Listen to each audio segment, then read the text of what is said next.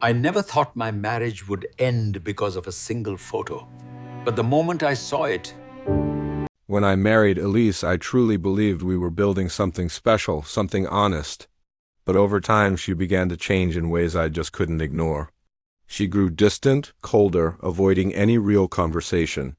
The smallest things would set her off, and she'd snap at me, always blaming it on stress. I wanted to believe her, I really did, but deep down, something felt fundamentally wrong. She started making plans without me, spending more and more nights out with friends I'd never met. Her phone became an extension of her hand, always guarded, always angled away from me. I tried to be patient, telling myself it was just a phase, that things would get better. But they didn't. The turning point came one evening when she announced she was having dinner with her ex-boyfriend. She insisted it was completely harmless, just two old friends catching up.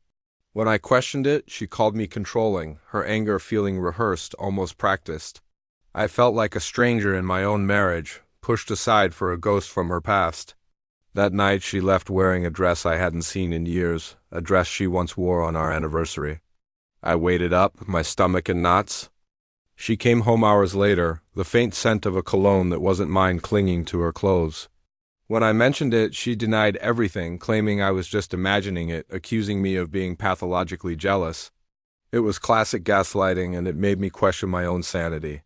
The following week, her behavior became even bolder. She started talking about her ex constantly, painting him as some kind of hero. She'd laugh at his text messages right in front of me, making me feel completely invisible. Her actions grew more reckless. She took off for an entire weekend, refusing to tell me where she was going or who she was with. My calls went to voicemail, my texts were left unread. I finally broke down and confided in my best friend, Ryan. He listened patiently and then told me what I already knew in my gut. Something was seriously wrong. His words gave me the courage to stop living in denial. That night, I did something I never thought I would. I looked at her social media. It didn't take long to find what I was dreading. Tucked away in a friend's photo album were pictures of her and her ex at a bar. They were sitting far too close, smiling at each other in a way she hadn't smiled with me in years. My chest tightened. It felt like all the air had been sucked out of the room. The proof was right there, undeniable and heartbreaking. I decided to confront her, but I did it calmly. I just wanted the truth. The moment I brought it up, she exploded. She called me insecure, dramatic, and accused me of having serious trust issues. She unleashed a torrent of accusations, trying to flip the script and make me the bad guy. She had no idea I had seen the photos. I let her finish her tirade, and then I quietly showed her my phone. The picture of her and her ex, smiling, their heads close together. The color drained from her face. She froze, her eyes wide with panic. For a moment, she tried to spin another lie, a desperate attempt to talk her way out of it, but the evidence was too concrete. Finally, she broke. She admitted the affair. Her excuse was that he reminded her of who she used to be before our lives became so boring. Hearing her say that, hearing her describe our life together as boring, it was like a physical blow. In that single moment, I felt the entire foundation of our relationship crumble into dust. The love I had for her, the future I had envisioned, it all just collapsed. I looked at her and the woman I married was gone. I told her I was done. Suddenly her anger turned to desperation. She started screaming that I was giving up too easily, that we could fix this. She begged me to reconsider, but her words were hollow. How could we fix a betrayal this deep? I went into the bedroom and started packing a bag. I couldn't stay in that house another minute. She followed me, pleading, crying, but I just kept packing. Her texts were relentless for days after I left.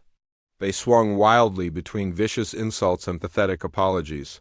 One minute she hated me, the next she couldn't live without me. I ignored every single one. Eventually, the messages stopped, and a strange silence fell over my life.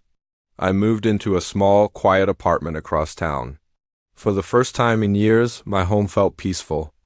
The constant tension that had filled my old life was gone. Weeks passed, I started to feel like myself again. Then, just as I was finding my footing, her messages returned. This time the tone was different. She told me her ex had abandoned her, that he had just used her and tossed her aside. She said she had made a terrible mistake and that she realized it now. I read the messages, but I didn't reply. My silence seemed to fuel her desperation. One night there was a knock on my door. It was her. She was crying harder than I had ever seen her cry before, her face a mess of tears and regret. She said she wanted to fix everything, that she would do anything to get me back. I let her speak, and then I told her calmly that honesty mattered more than tears. She tried to blame her choices on stress, on fear, on anything but herself, but I wasn't buying any of it. I told her that trust isn't like a broken plate you can just glue back together. It shatters, and some pieces are lost forever. She begged one last time before finally leaving. I closed the door slowly, and the peace I had started to build returned instantly. From that day on, I focused entirely on rebuilding my life. I found new routines. I took long walks in the park, cooked simple meals for myself, and reconnected with old friends I had neglected. With each passing week, I felt lighter, freer. The weight of her deception was finally lifting. Months later, she tried to contact me again. She sent a long email saying she finally understood what she had lost, that she was in therapy, that she had changed. I read it, and then I deleted it without a second thought. I no longer wanted the chaos she brought into my life. I wanted something stable. I wanted something kind. I wanted a life where I didn't have to constantly doubt the person sleeping next to me. Letting her go was the hardest and best choice I ever made. I chose peace over turmoil. I chose honesty over lies. And for the first time in a very long time, I chose myself. And I've never looked back. Thanks for listening to my story. If you've been through something similar, know that you're not alone and that peace is possible. Don't forget to like and subscribe for more stories about navigating life's challenges. See you next time.